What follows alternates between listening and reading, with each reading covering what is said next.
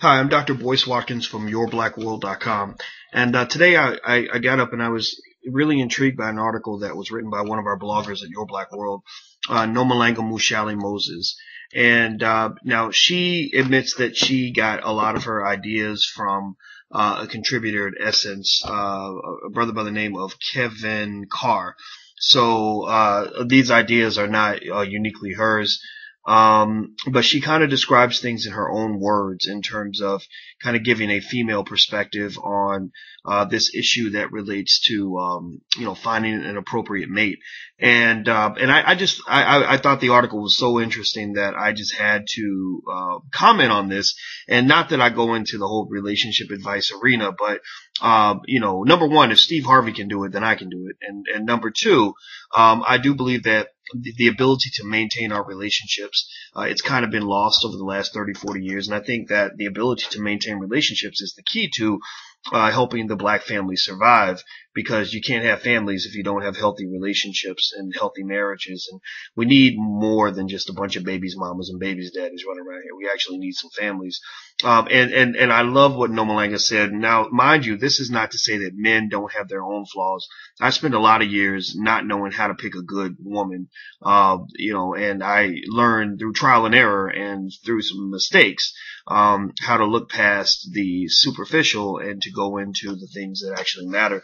And some of the things that Nomalanga picked out, which I encourage you to look at, it's on one of our blogs. So the blog is naturally-moi.com, naturally-moi.com. And it's called, what's the title here? The title is Can't Find a Man, He May Be Right Under Your Nose. And I think she's writing this in reference to all those attractive, successful women who say, I just can't find a man. I can't find a man.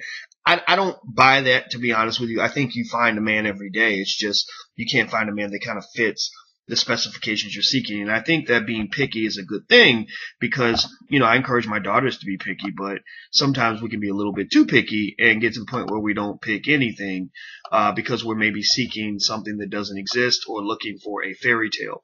Now, here are some examples of some of the men that she mentioned that women might pass over. One is the nice guy. There's something about being too nice that somehow makes people mistake that kindness for weakness, which I think is very interesting because I've always been the nice guy. I mean, I'm sure I've been passed over for being the nice guy, but I think that being a nice man is a good thing. I don't think it makes you weak, but I mean, maybe some people do. I don't know.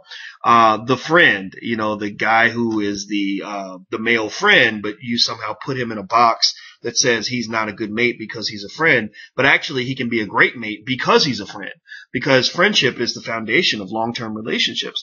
And it's interesting. I was reading this list and I said, wow, this is amazing because, as a man, I'd been turned down for some of these same reasons. Now, mind you, I didn't care.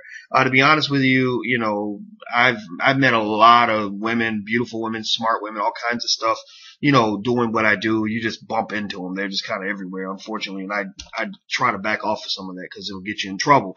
But, I would just sort of think, wow, what is this person really looking for in her relationships? Because to me, here's the deal. A woman said this, and it was a very good point. She said, well, maybe sometimes as a woman, there's just a certain type of man you can't be attracted to. He may be nice. He may have good values, which will hold the relationship together, but you may not be attracted to him.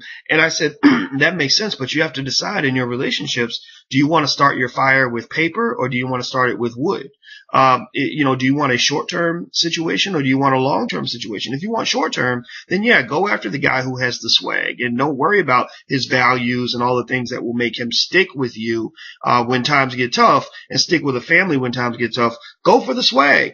If you want something that's short term, if you want to start the fire with paper, but if you want something that's long term, then you have to start the fire with wood. That means you want a guy that has values that are conducive to the maintenance of a long-term relationship. You want a guy who is your friend. You want a guy who is nice. You want a guy with good values because that's what's going to hold your relationship together, not the swag. So, don't be stupid. Don't make the mistakes that a lot of people make, men and women.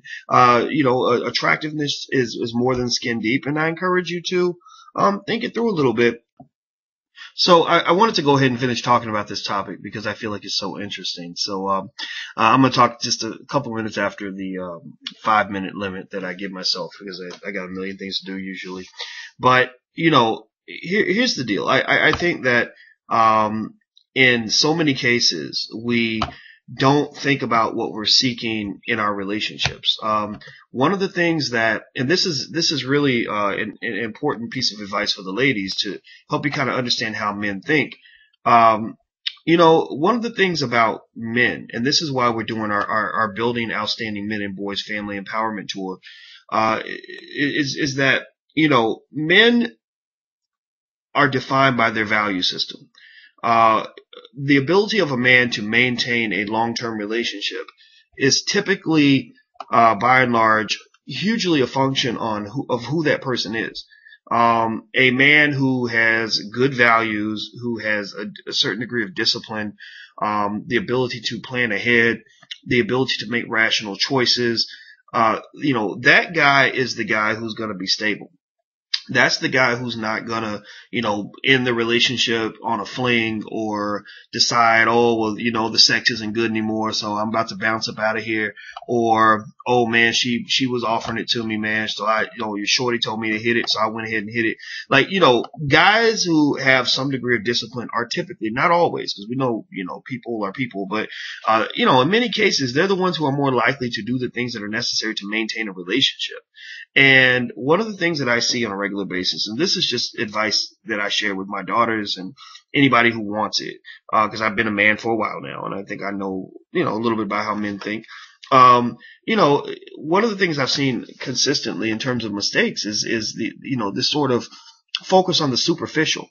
I can give you an example of my own life. I've seen women who were willing to trust me more than they should, because they know who I am, because they've read my articles, or they have seen me on TV, or they have a fantasy that somehow I fit into. And it's kind of interesting. It's almost like you feel like their whole fantasy is, I want to have a big, beautiful marriage to fill in the blank, whoever it is, I don't care who it is, and I want to live happily ever after. And it's kind of interesting, because I don't think life is driven by fantasies. I mean, if you ask people who've been together in marriages for 40, 50 years, it ain't no fantasy. It's about the grit and the grind. It's that hard work necessary to fight through those unbelievably tough times. And I don't think most people really have what it takes to do what my parents did. My parents have been married for 40 years, almost 40 years. That took a lot of work.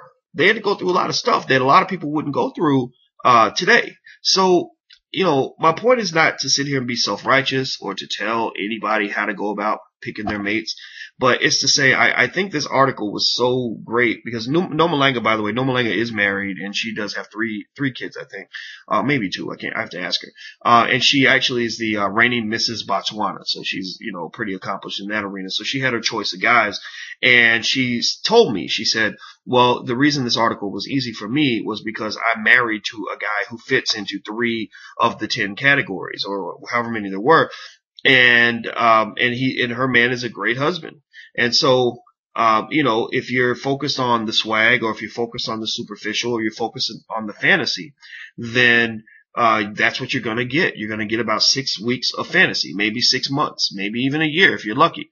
But if you're focused on the practical and the things that are going to make a man commit to you, make a man commit only to you, make a man commit to your children, make a man remain consistent throughout a long period of time, you've got to start your fire with wood and not paper. Remember, a paper fire gets big really fast and then goes out.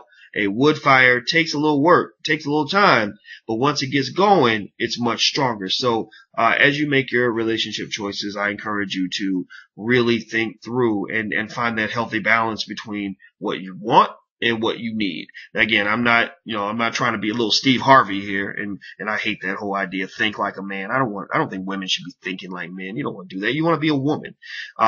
Just be a smart woman. But this is my inner Steve Harvey, and I hope you'll forgive me for giving this advice, but I hope that it's helpful in your search for love. So until we meet again, please stay strong, be blessed, and be educated. I am gone. Peace.